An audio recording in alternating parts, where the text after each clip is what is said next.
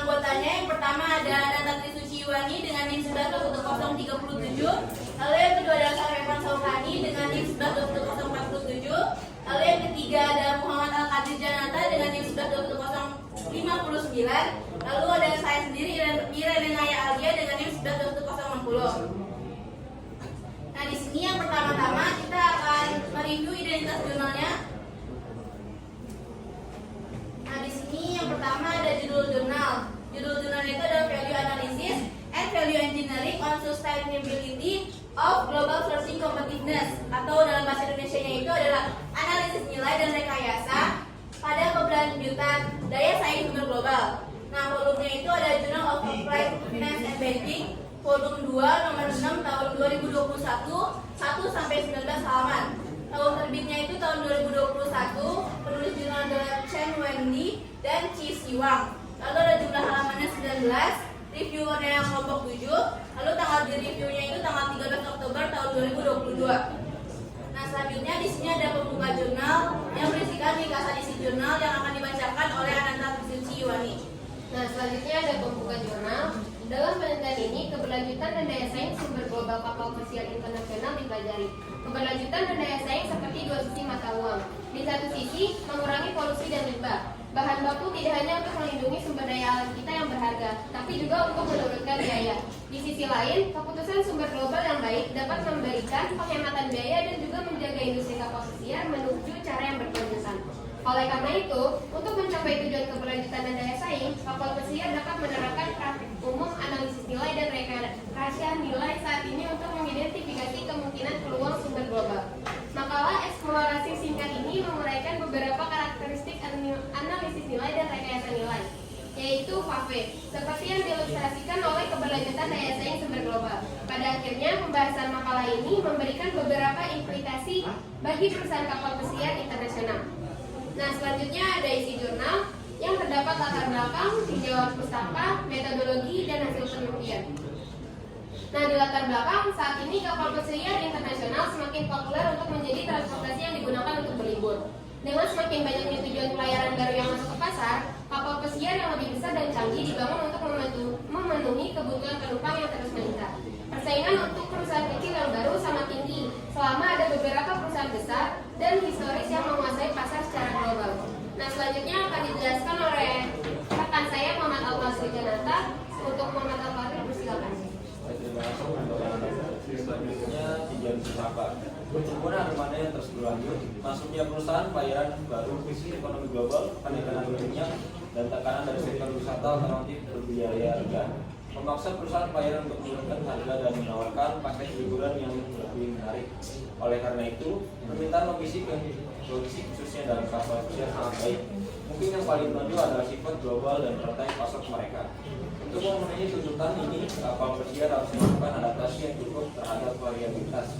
Namun, ketika industri pelayaran merangkul kemewahan yang berlebihan dan migrasi abad ke-21, pertanyaan-pertanyaan baru yang memecah belah telah muncul. Beberapa di antara mengancam untuk melemahkan pertumbuhan industri yang cepat selama dekade terakhir seperti itu. Untuk memenuhi operasi yang ramah lingkungan dan berkelanjutan, perusahaan perlu meninjau biaya pengeluaran yang akan dilakukan, pengeluaran biaya internal dan biaya operasional yang dapat memberikan peluang untuk mempertahankan daya asing. Ini adalah cara baik untuk kapal pesiar dengan menggunakan analisis rantai nilai VA untuk secara hati-hati meninjau dan memeriksa biaya internal dan biaya operasional dan mengubah perubahan yang diperlukan untuk mencapai penghematan target daya asing. Seperti industri transportasi lainnya, kapal pesiar juga dapat menerapkan metode ini dari praktis untuk mengelola daya asing dan keberlanjutan sumber global. Di antara semua metode yang ada saat ini, Port Production and Development System atau FPDS melakukan efisiensi dari aktivitas real. Sistem dimodifikasi dan diperbarui oleh dari waktu ke waktu dan dipelajari oleh banyak entitas bisnis besar secara global. Analisis nilai dan rekayasa nilai atau FPDS biasanya dilakukan melalui proses bottom up. Pendekatan bottom up menyampaikan data praktis dan ide-ide yang bisa diterapkan melalui pemeriksaan tim lintas dan fungsi pesiar. IE mencakup 5 angka, yaitu pertama ada fase informasi yang menyangkut identifikasi dan pengumpulan informasi. Kedua ada fase fungsional yang menyangkut struktur fungsional objek B, kebutuhan dasar pelanggan. Yang ketiga ada fase kreatif dan berisikan beberapa solusi alternatif. Yang kelima ada fase evaluasi dan tahap presentasi. Selanjutnya dipimpin oleh Sarah Evan Sultan. Kemudian di sini ada bagian metodologi. Metodologi ini pendekatan bottom up. FAFE memberikan data sumber kuantitatif berdasarkan wawancara pemangku kepentingan, termasuk percakapan informal, kuesioner, survei, dan analisis data yang tersedia untuk umum seperti laporan tahunan pada perusahaan terkait. Kemudian dari hasil penelitian dari jurnal yang kami review itu penghematan FAFE memungkinkan alat analisis untuk mengidentifikasi dan menghitung sinergi operasional antar port. Merancang rantai pasokan memerlukan beberapa keputusan intuitif tentang model logistik apa yang akan digunakan. Alat akan segera menghasilkan proposal yang dioptimalkan. Dalam proses desain, penggunaan dapat memilih untuk memperbaiki atau memaksa aset tertentu. Contohnya ada kapal, terminal, dan feeder. Nah, untuk lebih mencerminkan kondisi pasar yang sebenarnya, metode FAFE ini memungkinkan pengambilan dan perbandingan solusi alternatif untuk memenuhi permintaan dari manajemen dan pelanggan. Dengan menggunakan alat analisis FAFE, pengguna dapat menentukan dan menjadikan solusi sumber global terbaik untuk memberikan daya saing, biaya, dan kelistrikan lingkungan. Pengembangan FAFE memungkinkan pemangku kepentingan untuk merancang dan mensimulasikan aspek ekonomi dan operasional dari rantai logistik mereka sendiri.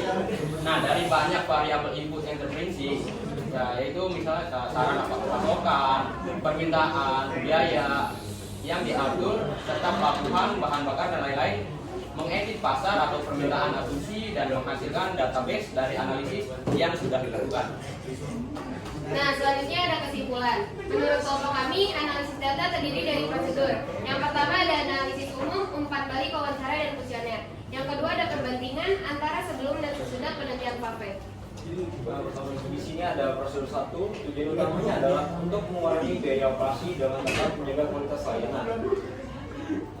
Kemudian pada prosedur kedua, dalam upaya untuk melakukan pemeriksaan eksplorasi sejauh mana untuk melihat apakah FAFE menimbulkan dampak lingkungan, sosial, dan ekonomi dari operasinya, penting untuk membahas dan melaporkan strategi dan pencapaian keberlanjutannya dalam daya saing sumber global. Nah, di sini yang terakhir ada pendapat pribadi dari kelompok kami, di mana menurut kami hasil analisis jurnal dapat diterapkan untuk analisis praktis dengan melakukan pandangan perspektif dari tingkat operasi dengan membuat analisis FAFE lebih layak dan dapat diterapkan antara manajemen dan tingkat tenaga kerja sehingga dapat dibawa ke studi masa depan. Akan tetapi terdapat ketidakpastian dari responden dengan kelayakan kasus bisnis pada proposal pengadaan FAFE ini karena kontrak perekrutannya jangka pendek. Nah, sekian dari kelompok kami. Apabila ada kekurangan mohon dimaafkan. Wassalamualaikum warahmatullahi wabarakatuh.